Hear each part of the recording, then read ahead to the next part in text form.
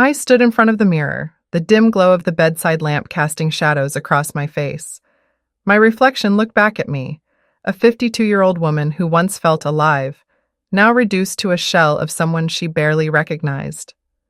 The years had chipped away at me, piece by piece, until I was left with nothing but routine and silence. 15 years of marriage had dulled everything between Daniel and me. Conversations had become transactional, touch had turned into something foreign, and intimacy had vanished long ago. The love, if it had ever truly existed, had eroded into a quiet, polite distance, like two strangers sharing the same space out of habit rather than desire. That night, as I walked home through the crisp autumn streets of Boston, the realization hit me with terrifying clarity. I couldn't do this anymore. I couldn't keep pretending. I couldn't keep shrinking into a version of myself that didn't even feel real. Without thinking, I pulled out my phone. My hands trembled as I scrolled to a familiar number. Ethan, a name I had no right to say out loud, a presence I had no right to seek comfort from. 28 years old, sharp, ambitious, effortlessly confident. A journalist I worked with, someone whose energy was intoxicating in a way I had never allowed myself to admit before. He noticed things about me, my moods, the way I hesitated before answering difficult questions, the way I smiled when I thought no one was looking. I pressed the call button. It rang once, twice. Hey! His voice was warm, familiar, laced with concern. Come over. My voice was barely above a whisper, but steady, a pause, a sharp inhale. Is everything okay? No. I closed my eyes. Just come. I hung up before I could change my mind. Half an hour later, I heard the knock. A quiet, deliberate sound that sent a shiver through me, not from fear, but from something far more dangerous.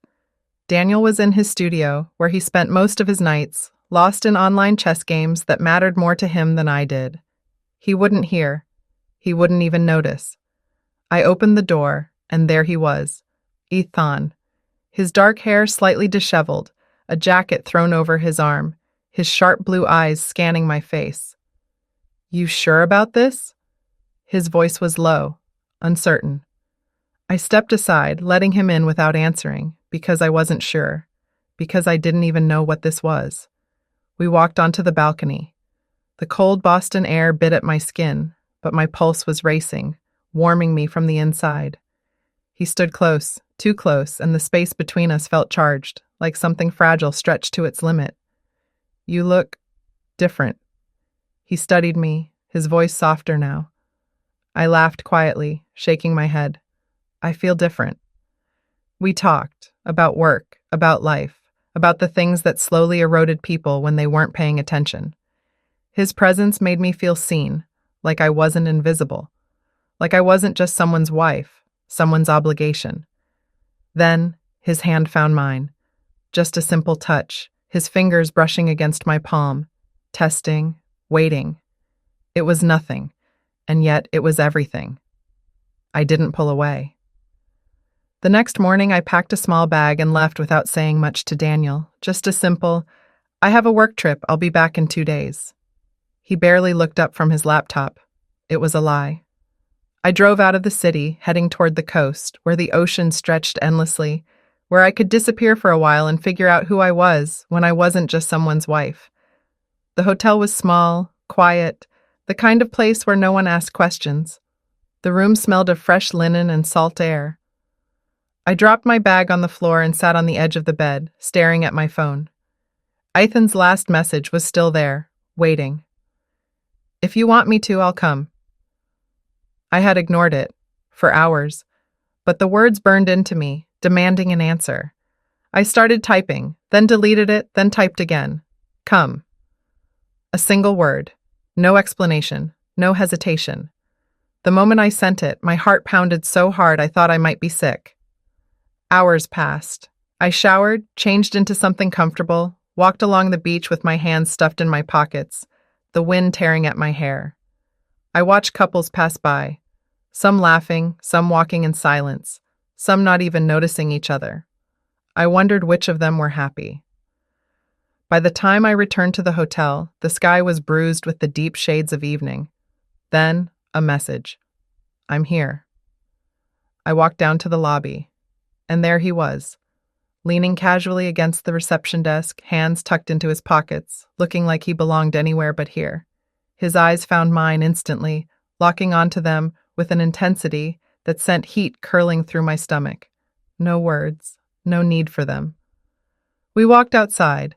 Dinner was a roadside diner, greasy burgers wrapped in paper, soda cans sweating against our palms. It should have felt ordinary, but it wasn't. We talked, really talked, about childhood memories, about mistakes we'd made, about the moments in life that changed everything. I laughed, a real, unguarded laugh, and he smiled like he was seeing something rare, something worth holding on to. When we reached my hotel door, he hesitated. "Good night," he said, his voice careful, controlled. I should have just set it back, should have turned and walked inside, but I didn't. Instead, I whispered his name. Ethan. And in that moment, everything tilted toward something irreversible. I closed the door. Then, seconds later, I opened it again. He was still there, standing in the dim hallway, hands clenched into fists at his sides, as if he was holding himself back. I didn't think. I didn't let myself. "Come in," I said. Ethan stepped inside, slow, deliberate, his gaze never leaving mine. The door clicked shut behind him, sealing us in, cutting off the outside world. He didn't touch me, he didn't rush. He just stood there watching me with that same unreadable expression, waiting for me to decide what this was going to be. I moved first. I sat in the armchair across from him, tucking my legs under me, feeling the weight of the moment settle onto my shoulders. He mirrored me, dropping into the chair opposite, stretching out his long legs, his fingers tapping idly against the armrest. "You look like you're about to run," he said, a quiet amusement in his voice. I let out a breathless laugh. "Maybe I am." He leaned forward, resting his elbows on his knees. "Then why am I here?" I swallowed hard, looking at the wine bottle on the desk.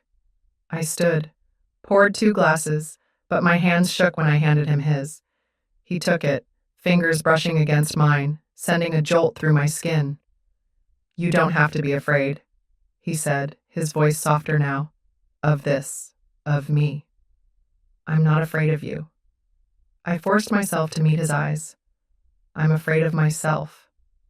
A silence stretched between us, thick and dangerous. Then he moved, not toward me, not aggressively, but carefully, testing the space between us. His fingers skimmed my wrist, barely touching, waiting for me to pull away. I didn't. Instead, I turned my hand over, letting my palm press against his. A quiet acceptance. His touch trailed up, slow, lingering over the inside of my arm, then up to my shoulder, then my neck.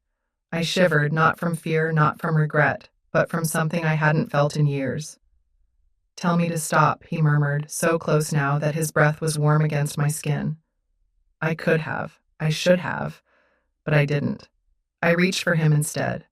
I woke to the scent of coffee and the sound of waves rolling onto the shore. For a moment, I forgot where I was. I forgot what I had done. Then I felt the weight of an arm draped over my waist, the warmth of another body pressed against mine. A breath against my shoulder. Slow, steady, familiar in a way it shouldn't have been. Ethan. Reality crashed down on me, not like regret, not like shame, but like something irreversible. I turned slightly, careful not to wake him. The golden light of morning spilled through the curtains, casting shadows across his bare back, the slow rise and fall of his chest. He looked peaceful, completely unaware of the storm brewing inside me. I slipped out of bed, wrapped the hotel robe around me, and walked to the window. The ocean stretched endlessly before me, the tide pulling in, erasing the footprints of the night before. A quiet rustling behind me. Then his voice. "You're awake." I turned. He was sitting up now, running a hand through his messy hair, watching me. "Yeah," I said softly. He studied me for a long moment, then stood, crossing the room in a few easy steps. He held out a cup of coffee, his fingers grazing mine as I took it. "You feel guilty," he said. Not a question, a statement. I met his gaze, searching myself for an answer. No, I said honestly, not guilty. His lips twitched just slightly. Then what? I took a sip of coffee, the warmth spreading through me. Then, I looked out at the ocean again. I don't know, I admitted. But for the first time in a long time, I'm not afraid. He nodded, as if he understood. Maybe he did. He didn't ask what would happen next. He didn't press me for answers I wasn't ready to give. Instead, he reached for my hand again, threading his fingers through mine, a simple touch, a quiet promise. And just like that, a new story began.